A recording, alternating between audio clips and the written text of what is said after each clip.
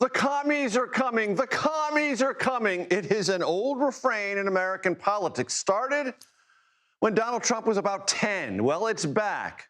You can thank New York City. NATO Secretary General Mark Rutte here, at least we hope we will be here, fresh out of his meeting with President Trump. The Iran deal, U.S. relations with NATO, the war in Ukraine. If we can, we're going to cover it all. The president buries a bipartisan housing bill he was about to sign into law, an affordability blunder? Many Republicans think so. What comes next?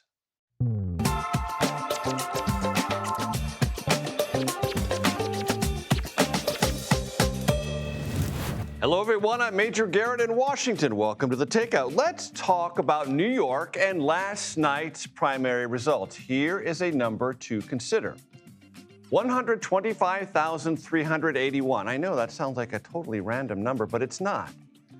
That's the current number of votes that the three winners of closely watched House Democratic primaries won combined. That's right. The three winners. You can see them here in this graphic combined again. This is with about 90% of the vote counted to win just over 125,000 votes. For context, there are 5.3 million registered voters in New York City. There are 12.5 million registered voters in New York State. You can do the math yourself. 125,000 votes is a tiny, tiny fraction of the city and state's registered voters. But this is the important part. Wins are wins. And last night's winners were not backed by Democratic leaders in Congress. Chuck Schumer and Hakeem Jeffries, well, they have some explaining to do because the winners were endorsed by New York City Mayor Zohran Mamdani, a new Gotham political kingmaker suddenly overshadowing Schumer and Jeffries. Two of last night's winners, like Mamdani, are Democratic socialists. One, Daria Liza Avila Chevalier, defeated the incumbent Congressman Adriano Espaillat, who led the Congressional Hispanic Caucus and had deep roots in his northern Manhattan and Bronx district. Another winner, Claire Valdez, defeated Brooklyn Borough President Antonio Reynosa, endorsed by Congresswoman Nydia Velázquez, who in 1992 became the first Puerto Rican woman ever elected to Congress. These wins mean something. Liberal House districts in liberal New York City became more liberal and, importantly, less establishment. Republicans are gathering all these facts and will certainly pay close attention to these new Democratic socialists now heading to Congress. They're also keeping track of where others are winning.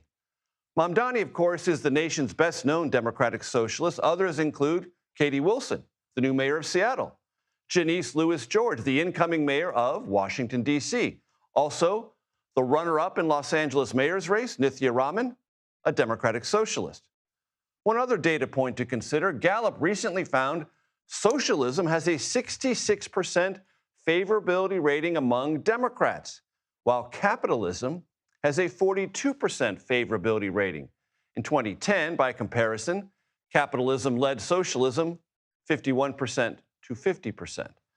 Republicans have been gathering all of these trend lines and this morning really began sharpening their rhetoric. You've been hearing me say for weeks there are many Mamdanis popping up all around the country. It is a dangerous thing. This is not a joke. We're in a fight right now to save the republic. And every American needs to take this seriously. You need to wake up. This upcoming midterm election is not the midterm elections of years ago. This is going to decide the direction of the country. You could call it the Bolshevik Revolution of 2026, but the Mamdani takeover of the Democrat Party is official now. We've been talking about it for months, this move to the Marxist socialist left by the Democrat Party. They've become an unrecognizable party. You cannot recognize who the Democrats are anymore. This is surely not your father or grandfather's Democrat Party. They've fully embraced socialism. And we're going to have a response to that rhetoric a bit later in the show from Kate Connolly, a Democrat who is not a Democratic socialist, but who won the 17th congressional district primary and will face Republican incumbent Mike Lawler in a race that could determine, among many other competitive swing races, who controls Congress in the midterms. Speaking of Congress, President Trump met privately with Senate Republicans after a stunning decision this morning to cancel the signing ceremony for a bipartisan housing bill. We picked things up there with Torian Small, who helped us diagnose the soap opera between Trump and the Senate Republicans that, if you're in a particularly flippant mood, and I just very well might be called the old and the restless. Torian, take it away. Major, quite the chaotic day, and at the center of it all is President Trump. He was here on the Hill initially to sign that bipartisan landmark housing bill that would have, among other things, put a cap on private equity's ability to purchase single-family homes. A pretty big win across the aisle, and we saw some strange bedfellows really coming forth to support this. The president decided that's not good enough, put that to the side. I want to push my national voter ID law, the Save America Act. He took that to this closed-door GOP Senate lunch, and that's where the fireworks happened. There was one particular moment that we all have been talking about since that meeting ended with Senator Bill Cassidy. He was a senator that President Trump successfully primaried, and they had to go at it. He asked many of those Republicans in the room why they would support the Iran war powers resolution that passed this week. He stood up and said, if you really want to know, it's because not too many Americans understand what's your plan, what's the goal with this. And that led to a pretty heated debate with the president. In fact, it was a screaming match, according to the senator himself. He said that the president at one point rubbed salt in the wound by bringing up the fact that he lost his reelection bid. And then ultimately, he said that it came down to a situation where he felt he was being bullied by the president. Take a listen to Senator Cassidy. We caught up with him earlier today. The president didn't want to hear my question, interrupted me. I didn't care to be interrupted. I felt like I was trying to get answers for the American people. And I'm not going to be bullied when I'm trying to get answers for the American people. And so it escalated from there. At some point, it de-escalated. This is notable because this signing ceremony is just another example, recent example of President Trump flexing his power and influence over Congress in a pretty humiliating fashion. Just a week ago, he canceled the confirmation hearing of Jay Clayton, his pick to lead the intel community, something that Senate Republicans were looking to push through quickly, along with the help of Democrats, because they were unsatisfied with his acting DNI. But ultimately, the president said, no, I want to ensure that the Save America Act is top of mind for all of these lawmakers, and he's willing to, hamper some of their operator modem in order for that to happen. Torian Small at Capitol Hill. And before I go to Nicole Killian, I just want to read something from the Associated Press that was posted this morning that might have something to do with whether the president became suddenly obsessed. He's been really obsessed, but suddenly obsessed with the Save America Act, so-called a voter ID law. Let me read. Federal judge on Wednesday permanently barred President Donald Trump's administration from implementing most of his first executive order on elections, part of which sought to require people to show documentary proof of citizenship when they register to vote, meaning his executive order has been nullified permanently. Nicole Killian joins me now from the White House on that and other matters. Nicole. Yeah, that's right. In fact, the president just wrapped up a press avail with the head of NATO, Mark Rutte, but he did take a number of questions, as did Rutte. But, of course, the president responding to a range of questions from foreign policy to that very topic that you mentioned, the SAVE Act or Save America Act, which he continued to champion, saying that this is about voter ID, proof of citizenship, again, repeating false claims that the election was rigged. But that is his rationale for pushing this in Congress, even though Majority Leader John Thune has made clear time and again that the votes simply aren't there. That being said, that was really not the focus of this press avail with Rutte. It was really just about reaffirming ties between the United States and NATO. We know that the president at times has been critical of the NATO alliance, especially some member countries. He's accused them of not paying their fair share. So that did come up in this avail with Rutte, the president saying that he's very disappointed in a number number of European countries. But Rutte coming to their defense, saying that, yes, it's a mixed bag, but this alliance is still strong. Rutte also defending, the president's approach with respect to the war with Iran and this newly inked deal or memorandum of understanding, saying that many European countries are championing what the president is doing because at the end of the day, this is about degrading Iran's nuclear capability. He actually did, I wouldn't call it a PowerPoint presentation, but he did put up a number of signs explaining just the impact that this is having with respect to a number of European countries in terms of their economy and why this was an important step for the president to take. Additionally, the two leaders certainly talked about an upcoming summit in Turkey. The president also taking questions about that very contentious meeting that the president had on Capitol Hill that you just discussed with Torian. But the president also referencing that it was quite a tense meeting and criticizing some of those Republicans, particularly those who supported that Iran war powers resolution yesterday, barring further military action in Iran without congressional approval, Major. Yes, the president takes a very dim attitude to Republicans in any way voting to restrain his war-making powers. Nicole Killian, thank you very much. I'm going to turn to last night's primaries, where this show began. Victories by candidates endorsed by, as I mentioned, New York City Mayor Zohran Mamdani. CBS News political director Fin Gomez, right here to my left at the family table. Fin? Major. What made an impression upon you, good sir? Well, what made an impression, like, this was a huge night, no question, for Mayor Mamdani. And it's, this progressive movement that he really started with his outsider win last year, right? He is now the de facto leader of the DSA wing of the party, with these wins last night. The Democratic Socialists of America. Yes, Democratic Socialists of America. A couple things to remember. One, these are very safe blue districts, right? It doesn't change the chess map for the balance of power come November.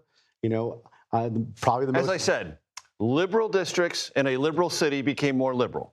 Yes, exactly. And and now when you pivot now to the general election, it's like it's a different electorate. You're not playing to your base, and it's and in races outside of places like New York, like in these battleground frontline districts,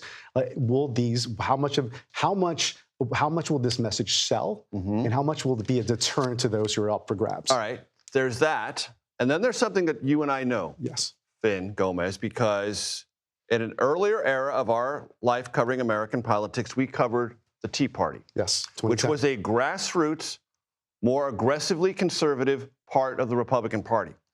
And it didn't win everything initially, but it had clearly created influential aspects of the conversation. And that sort of came to full fruition with Trump in 2025 and 2016. Yes. So early victories, grassroots activism, and energy can sometimes become something else. Oh, absolutely. Is this the Tea Party on the left? From your vantage point. Yeah, absolutely. It is the progressive Tea Party. You and I have been talking about this really since like around the Mamdani win, of course. But yes, look, this is something, and we're seeing it not just in New York, but we have seen it in Maine. We have seen it in places like California, like you talked about, Seattle, where it could potentially grow into something else, right? At the very least, it's likely to tilt the 2028 platform more to the left, like we saw Bernie Sanders in previous cycles. I think that's important. But there are some cautionary tales here. Sure. As you and I both know about the 2010 cycle, my first midterm cycle that I covered, and in doing that, in covering the Tea Party movement, what you also saw is like they had a huge wins in the House, like about 63 wins, huge. On the Senate side, they lost some pretty close races. They lost winnable races because they nominated people who could not win a general election. Exactly. And I think that's the cautionary tale here, that this could potentially be the same thing once he pivots to the general election. But in politics, energy matters. And energy, at least in New York, was evident last night. Fin Gomez, always a pleasure. Thank you. Thank you. I want to bring in CBS News Executive Director of Elections and Surveys. He's your friend. He's my friend. His name is Anthony Salvanto. Anthony, tell us what happened in New York last night. Major, everything you're talking about there is that in the modern media age, things that happen locally quickly become national. And I'm going to show you a map, and I'm going to tell you a story, because it's going to relate back to those points about socialism that you mentioned earlier. Let me show you this. This is the New York 13th. Now, this is going to be a slam dunk win for the Democrats. It's not a competitive district come November.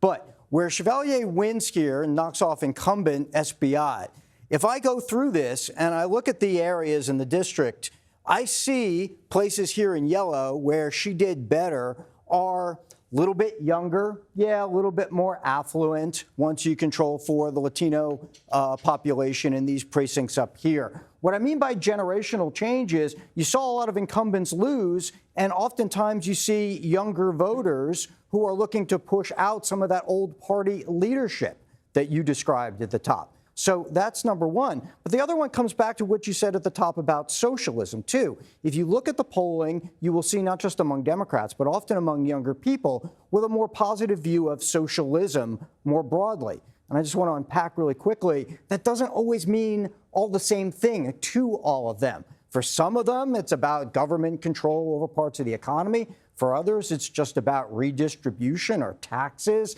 There's a whole lot of issues in there, all of which is to say, a party that's out of power is going to fight over their policy and fight over their direction. And that's the larger context going on here.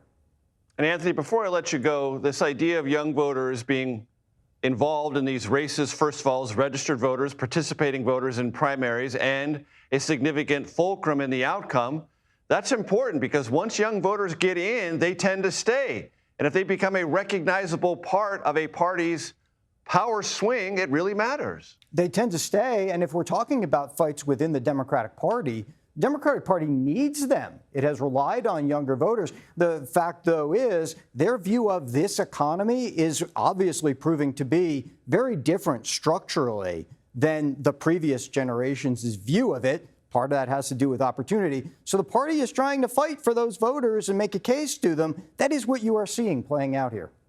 Anthony Salvanta, always a pleasure, sir. Thank you. Still to come on The Takeout, New York Democratic congressional candidate Kate Conley joins the show after her primary victory.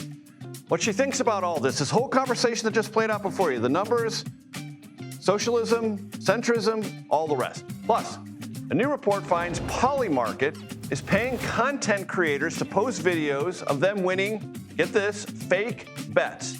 One of the reporters who broke this investigative story joins me. The Takeout returns in 90 seconds.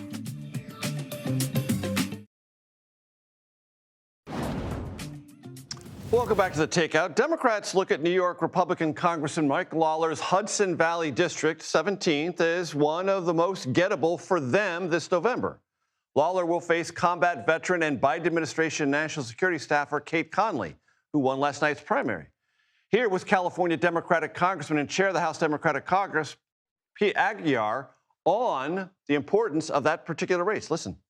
The path to 218 isn't through those districts that the mayor endorsed in. The path to 218 and to Democrats getting rid of the chaos and the insanity that we see is through districts like New York 17, where Kate Conley got through her primary and is going to beat Lawler. I mean, that's what this is about. And Kate Conley joins me now. Congratulations on your primary victory. You heard Pete Aguilar describe your race and the importance thereof and predicting you're going to beat Mike Lawler. How are you going to do that? Major, I love that prediction, and I agree. But we certainly have a lot of work ahead of us between now and November to make that true, to make the case to the voters of New York 17 that ultimately they deserve better. You know, their lives since Mike Lawler was elected in November of 2022 have only gotten harder. For people working full-time jobs, they're struggling to put food on the table, you know, keep a roof over their heads, make ends meet. And since he's been elected, all of that has gotten harder, not easier. And that reality is going to catch up with Mike Lawler this fall and offering people a better option, not a political operative who's out for himself and his next political gig, but a public servant who's already demonstrated that I'm willing to make any sacrifice for this country, for our families, for our community. And change is coming. I don't know if you heard the first block of the show, Kate, but there was a quote that we ran from Speaker Mike Johnson, who said, Democratic socialists and the Mamdani influence on the Democratic Party is a dangerous thing. It's not a joke. We're fighting to save our republic. Steve Scalise, the majority leader, called it the Bolshevik Revolution of 2026. I know you're not a Democratic socialist. You don't have to answer for those who are, but you know these attacks are going to come at you because Republicans are going to say you are just like those Democratic socialists who won last night in New York City. Well, let's first call out the hypocrisy of Mike Johnson claiming that anything other than a Republican controlled Congress is dangerous to the American people right now. What we have seen with this administration, enabled by cowards in Congress like Mike Lawler, is a blank check for the Trump administration, who's only looking out for themselves and their billionaire buddies while working people pay the price, literally and figuratively. We just saw Mike Lawler vote for H.R. 1, the one big ugly bill last year, that gutted Medicaid, that ripped health care away from 37,000 people right here in our district. So when we talk about dangerous, I will tell you, for working people here in the Hudson Valley, a Republican-controlled Congress is what's been dangerous for their daily lives. And when it comes to what people are seeking right now, I think what we saw last night, Major, is that people want a fighter. They want someone that they believe is going to get in there and not accept that problems are too hard to solve. That's going to go and push for solutions, not excuses. And that is what we demonstrated here in New York 17, where voters chose a proud West Point graduate, decorated Army combat veteran of 16 years and 6 tours. And I'm so humbled to have this honor. If I were to be a constituent of yours, to be, meaning someone who was thinking about voting for you, and I said, well, how do you differ from Democratic socialists in New York City about the future of ICE? And how do you differ from them about the future of U.S. aid to Israel? What would you tell that person? As somebody who's dedicated my life to keeping America safe since 9/11, going off to West Point, serving the Army, having the privilege of a lifetime to lead America's sons and daughters, I would say the American government has a responsibility to ensure the safety and security of the American people. That includes border security. That includes having law enforcement that is serving our communities. And what is hurting people most right now is how our government is failing to address the kitchen table issues. The affordability crisis is real. After the last 15 months on the trail, I can tell you that is the number one thing I hear every day. Seniors on fixed incomes talking about having to make trade-offs between groceries and prescriptions. Families working 2 jobs who are afraid they're going to lose their homes. That is what government is failing to address. And if we don't focus on that, if we don't do better, we're not going to gain people's trust, and thus we're not going to gain their votes. Real quickly, then, you would not support abolishing ICE, I'm gathering from that answer. And let me just ask you directly, would you be in favor of ending all U.S. support for Israel currently? So when we talk about supporting immigration, we do have a broken immigration system that needs to be fixed. When we're talking about what we saw happen earlier this year in January, where federal agents on American streets assaulted, harassed, and killed American citizens, the very people they are sworn to serve and protect, and have this administration, instead of calling for transparency and investigations, cover it up, that's unhinged and un-American. That's not a Republican or Democratic issue. That's an American issue. And so when we talk about the rule of law here in America, I fought for a country where the rule of law applies to everyone, from the president to federal agents to regular people. And so I do believe that people who commit crimes, including federal agents, need to be held legally accountable. When it comes to the conflict in the Middle East, I will tell you, as someone who has been to war multiple times, the last thing I want to ever see is another generation of anyone's sons or daughters have to go to war. We got to get on a pathway to a 2-state solution. We have to find ways to reconstruct and rebuild to ensure ceasefires persist, and then get third parties in to be a peacekeeping force. And also talk about Israel is the only democracy in the Middle East. And we do have a responsibility to ensure that Israel continues to exist as a nation, the Jewish people are protected, that we stop rising anti-Semitism here in America. But we can also say, just like I am a proud American and I criticize Donald Trump, I can support the state of Israel and criticize the administration, how it conducts itself. That's what democracies do. Kate Conley, I appreciate the time. Thank you. Thank you very much. New investigation by the Wall Street Journal found that a social media army was paid by Polymarket to post videos of them winning fake wagers. One of the reporters who broke that story, it's a really good one, joins me next, right here on The Takeout.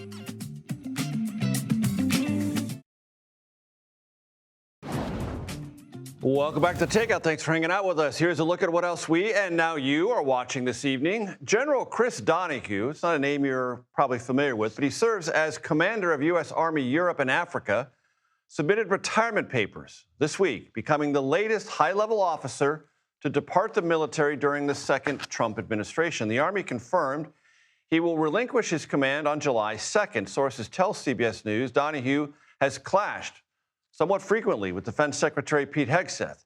He will need a presidential waiver to retire as a four-star general, as he served fewer than 3 years at that grade. Donahue is largely known as being the last American soldier on the ground in Afghanistan prior to boarding the last U.S. aircraft that departed Kabul. He was also among the first senior officers on the ground to assist Ukrainian forces after Russia's invasion. In a story first reported by CBS News, a lobbying group of former Trump campaign and administration officials is cashing in on pardon lobbying. That is to say, lobbying for presidential pardons.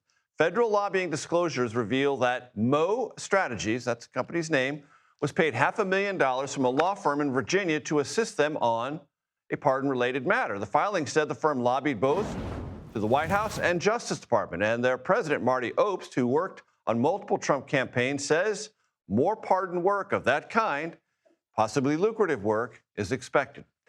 A new report from the Wall Street Journal alleges that Polymarket paid content creators to post videos about winning bets that did not exist. The Journal found the prediction market enlisted what they call a, quote, social media army to post videos of fake winnings that totaled a combined $1.9 million. Polymarket says they are planning to conduct what it calls a comprehensive audit of active promotional content. Wall Street reporter Caitlin Ostroff joins me now, and we should note Polymarket has a data partnership with Dow Jones, publisher of the Wall Street Journal. The Journal used only publicly available data for this analysis. That's an important codicil. So, Caitlin, as I understand this story, if you were unwitting and watching these videos, you would think, oh my gosh, winning is easy, winnings are real, and these content creators are really cool. Last point, the content creators may be cool, but the bets weren't real and they didn't make money.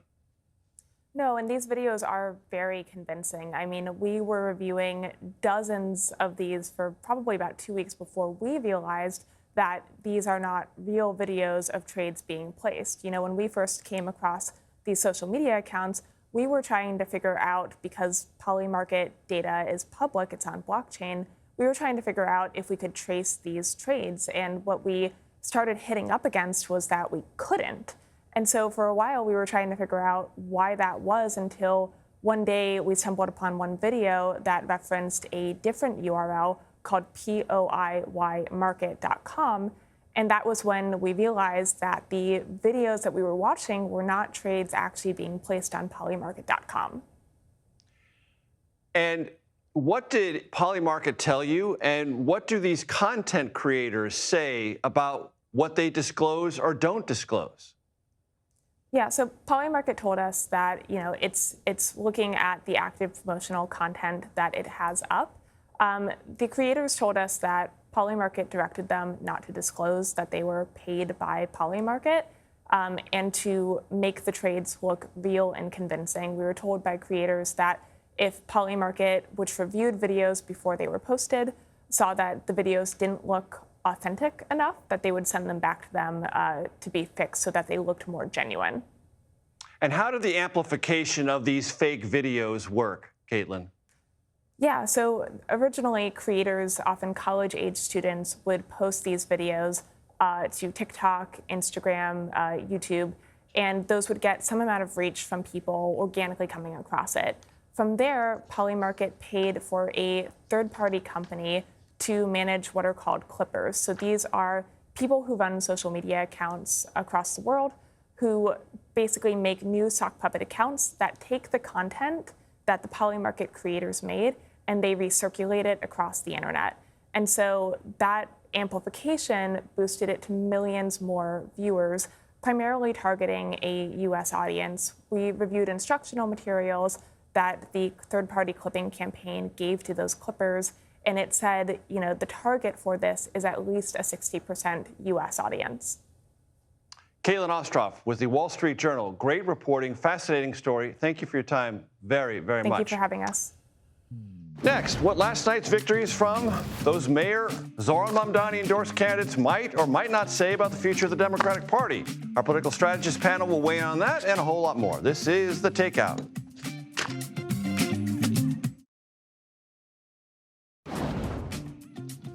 Welcome back to The Takeout political panel time. But first, welcome back to the Takeout Tavern. I've told you it's going to be a regular part of this program.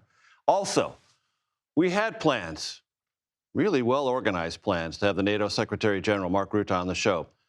The meeting with Trump ran late. He's doing other things. He will not be available tonight, maybe sometime in the future. Meanwhile, Democratic strategist Demetri Cross is here. Republican strategist, former DHS spokesperson under the Trump administration, Tricia McLaughlin. We've got beer. I've got my coffee. It's always coffee, kids. You know that. I don't run with scissors on this show. So, Amisha, I want to get your sense of what happened in New York last night and what it does or doesn't mean for the future of the Democratic Party. Well, what happened in New York last night was that candidates who Zoran Mamdani actually endorsed, they won, and they won big. And they ran on affordability concerns. They ran on what matters to the people. They were not afraid to step out against traditional way, I think, in terms of the Democratic Party. And they were very much strong candidates who spoke to the needs of the people. What does it mean for Chuck Schumer and Hakeem Jeffries, New Yorkers both, who weren't where Mamdani was? Well, Chuck Schumer was in trouble even before this race actually happened, to be fair. Well, no doubt. But I think that it sends a message to the Democratic Party that it's not just about affordability. It's also ensuring that you're really listening to and taking the pulse of where your voters happen to be. I don't want to, prognosticate this as a huge national shift, because I still think that New York is New York. And we're talking about the Bronx. We're talking about Brooklyn. We're talking about areas of New York that are already highly liberal and highly blue. So I don't think that they can be extrapolated on the whole at all. But I do think that the issues related to people's pocketbooks and housing and affordability, the cost of gas, the cost of food, that is not going to go away anytime too soon. Patricia, you know well that Republicans are going to say not affordability. They're going to say they want to abolish ICE. They want to defund Israel. They want to maybe possibly eliminate the Israeli state, or it's not even recognize it. All those issues Republicans are going to try to promote nationally. Oh, absolutely. This is going to have big implications for 2026 and potentially for 2028. Meaning it's not going to stay in Manhattan, Brooklyn, and the Bronx. I can't say it's New York in a vacuum, because, of course, you look at the Maine Senate race, you look at the Michigan Senate race with El Said, as with the issues with these New York candidates, the anti-Zionism, the pro-socialism, anti-capitalism. Even one of the candidates out of New York, she is a self-avowed communist herself. The open border policies, abolishing ICE, even one of the candidates saying that she wants to get rid of prisons altogether, including for murder. So this is going to have national implications. And to your point, Republicans view this as a gift, though I do think it's bad for the Democrat Party and it's bad for the country. I mean, we just saw polling. There's recent polling to showcase where Americans are writ large as it relates to how they view the war in Iran. I think that it's a very important thing for people to remember that regardless of whether you're on the left or the right, the issue with the Iran war continuing to be ongoing and what it means for people's pocketbooks back home, what it means for individuals who did vote for Donald Trump in large part and supported the Republican Party in many cases was because they talked about being against endless wars. And right now we walked into one where things being more affordable. Then things being more affordable. These are things that the president himself ran on that are, unfortunately for him right now, not true. And every move that he's made since he's been in office, be it whether it was tariff strategy, be it whether it was his actions on health care, they have raised the prices for the average American. And I think that they're going to pay for it at the polls. And let's talk about something that was on this program. Kate Conley, 17th District of New York, which Pete Aguiar, as we ran that SOT, said that's where the House majority is going to be decided. Yeah. Not on these in Mamdani-endorsed seats in New York. And she's on here saying, no, I support the state of Israel. We need a two-state solution, and I want border security. So that's where she's going to be in a swing district that's going to be very competitive. Yeah, I thought she was actually pretty compelling on the interview. She was measured, and she's where she needs to be, especially after a primary. But I have to say, I think what President Trump is doing, what he started doing really yesterday in Pennsylvania, is speaking to the economic woes that Americans are feeling, but also speaking to the economic wins that we have had. He talked about yesterday $10,000 back in the pocketbooks of Pennsylvanians because of extending that Tax Cuts and and Jobs Act. Also, $90 billion of investments, those Trump accounts, things that we haven't been able to talk a lot about as a Republican Party because we've been focused on this war. But also, number one, gas prices lower, lower, lower. 60 cents lower since the last few weeks. Amisha, you're happy to take this on, I mean, aren't you? the Strait of Hormuz just got closed again. Gas prices are going to go up through the roof yet again. We know that MOU turned out to be as useless as used toilet paper. We also know that the average American, 35 years old and under, still lives at home with their parents. That is not the American dream of any adult. And a lot of that is because people can't afford housing. And just today, the president shot down a bipartisan bill. Bipartisan. It's hard to get bipartisanship in this administration, on housing and affordability. On housing affordability. Amisha, hold that thought. Hold that thought. We got to go to break, and you can have a sip, ladies. You can have a sip. That's what the tavern is here for. Amisha Cross, Tricia McLaughlin, stay with us. More panel when we come back. And then, come on. You can do this on camera. It's okay. It's okay. No one's going to judge you. I am a wine.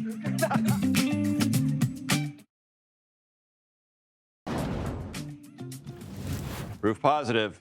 It's coffee, kids. It's always coffee. Welcome back to the Takeout. Political panel continues. Amisha Cross, Tricia McLaughlin. Amisha, I want to pick up on when we were talking before we went to break. You mentioned the housing legislation. The president had a signing ceremony ready to go at the White House. People were going to come over to it. Reporters were going to cover it. And he canceled it. Yeah, and I think this shows us a few things. The president's out of touch with where the American reality is. Housing affordability is a top line item for the majority of people across this country, regardless of whether they are in red, blue, or purple districts.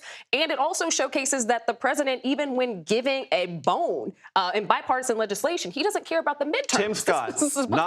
Tim Scott, South Carolina Republican, not a liberal, a conservative. French Hill, North Carolina, not a liberal, conservative. They're both for this. They helped put together the bill. Yes, other Democrats did as well, but they signed off on it. So did Mike Johnson, Speaker of the House. President still canceled it. Absolutely. And for Tim Scott, he actually held several events last week talking about this bill. I went to one of them. He's been talking about housing for a very long time. For the president to cancel it showcases, again, two things. He doesn't care about what the Americans need. Go ahead, Tricia. And he's also somebody who really doesn't care about Go ahead. Let's remember the facts. This is a little bit of theater. He's going to sign it. He has 10 days. Or he's not going to veto it and let it come. He's not going to let it be a pocket veto, which would happen if he didn't sign it within 10 days. He is going to sign it. This is a bipartisan win. This is a piece of legislation that the White House has worked incredibly hard on as well. And Caroline Leavitt, the press secretary, ballyhooed yesterday on social media. Yes, and this is something that the White House absolutely wants signed, but this is about leverage. Let's keep in mind the same. More than he wants to upend voting rights. I don't think that's accurate by any means. I think that the president, as well as many members of the legislature, view that the SAVE Act is going to have generational consequences that the American people need to safeguard our elections. But more than that, you also have to keep in mind the relationship that's happening right now with Senate Republicans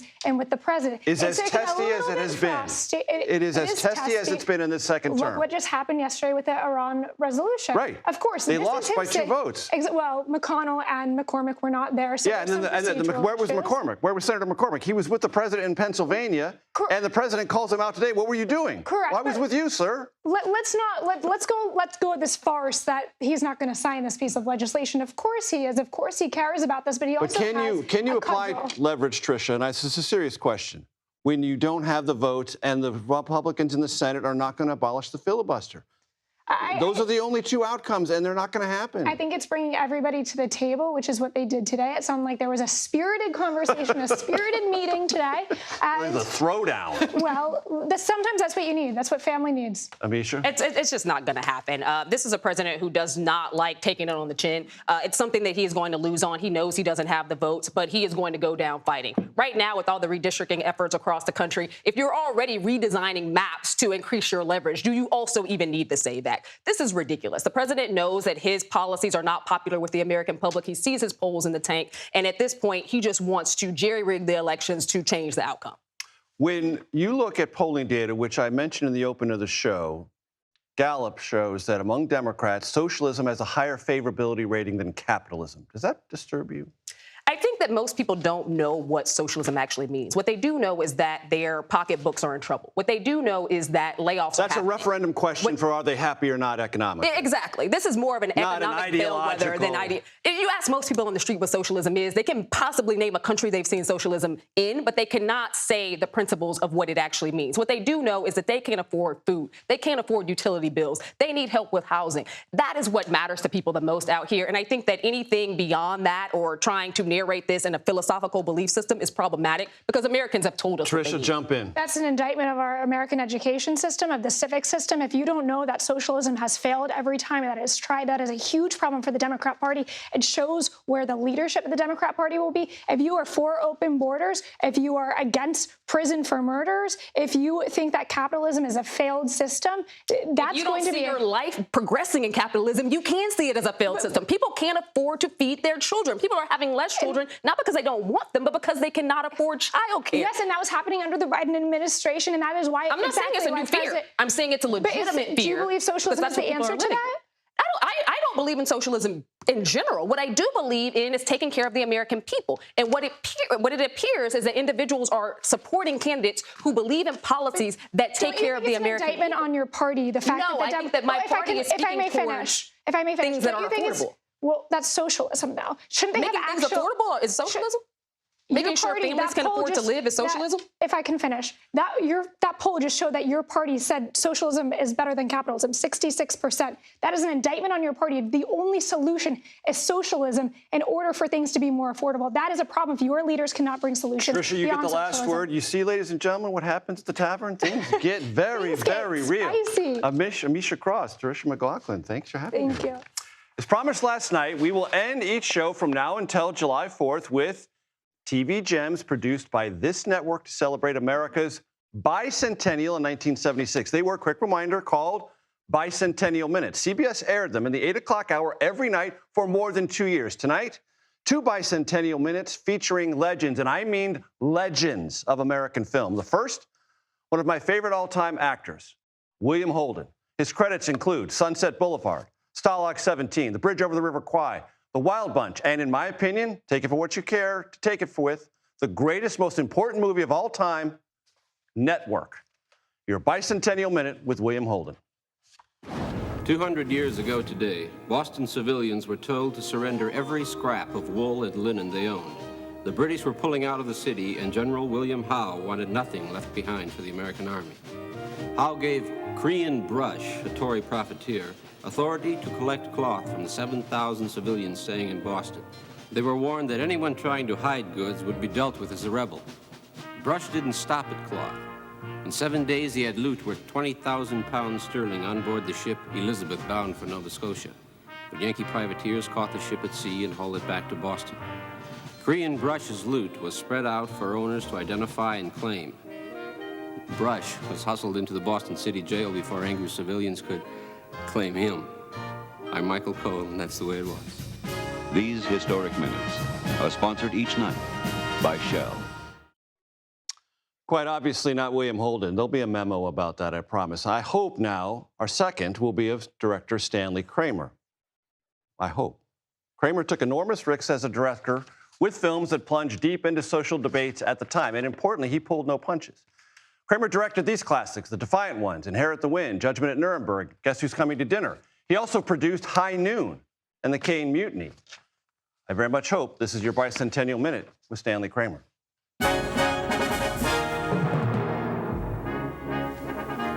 I'm Stanley Kramer. 200 years ago today, patriots were preparing to destroy 5 British men of war at Tappan Zee in the Hudson River. The Americans would use fire ships, boats loaded with wood, straw, and pitch, to be ignited on contact with the men of war. The next night, they met the enemy. Grappling hooks flew in every direction. The Charlotta was caught and the fire ships ignited. The glow could be seen 20 miles away in New York City, warning the British that in this war, American ingenuity and daring would make up for lack of American equipment. I'm Stanley Kramer, and that's the way it was. Stanley Kramer, I was so happy to see you there. Happy Wednesday, everyone. This is The Takeout. Relentlessly curious, reliably civil, occasionally clever. Not so much today. Anyway, the Daily Report coming up next.